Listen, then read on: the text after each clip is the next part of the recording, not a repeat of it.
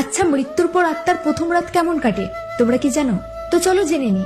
গরুড় পুরাণে বলা হয়েছে যে দেহ ত্যাগ করার পর যে প্রথম রাত, সেটা আত্মার জন্য সব থেকে কঠিন, দুঃখ এবং কষ্টের হয়। যখন মানুষের শরীর থেকে আত্মা বের হয়ে যায়, তখন আত্মা সেখানেই দাঁড়িয়ে থাকে 2 ঘন্টা পর্যন্ত। সে বারবার চেষ্টা করে তার শরীরে ফিরে যাওয়ার জন্য, কিন্তু সেটা পারে না। চারিদিকে কান্নার আওয়াজ। তার প্রিয় কাছের মানুষগুলো তার জন্য কতটা কষ্ট পাচ্ছে সে সেখানে দাঁড়িয়ে থেকেই দেখতে পায়। এমনকি তার মা বাবা, তার সন্তানরা, এছাড়াও তার ভাই বোনের সকলের কান্নাই সে শুনতে পায়। সে চেয়েও কাউকে স্পর্শ করতে পারে না। এটাই আত্মার কাছে সব থেকে দুঃখ এবং কষ্টজনক হয়। তারপর হয় প্রেত যাত্রা শুরু, যেখানে 13 দিন তার কর্মফল ভোগ করতে হয়। যদি সে পাপ করে তাহলে তাকে আগুনের নদীতে ফেলে দেওয়া হয়, নিজের শরীরকে ঝলসতে দেখতে হয়।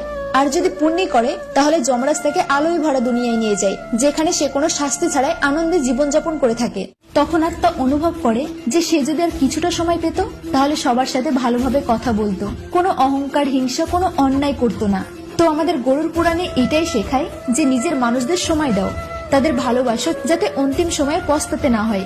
তত ইন্টারেস্টিং তথ্য সকলকে শেয়ার করে দাও। আর ভিডিওটি ভালো লাগলে অবশ্যই লাইক এন্ড সাবস্ক্রাইব করে যেও। টাটা।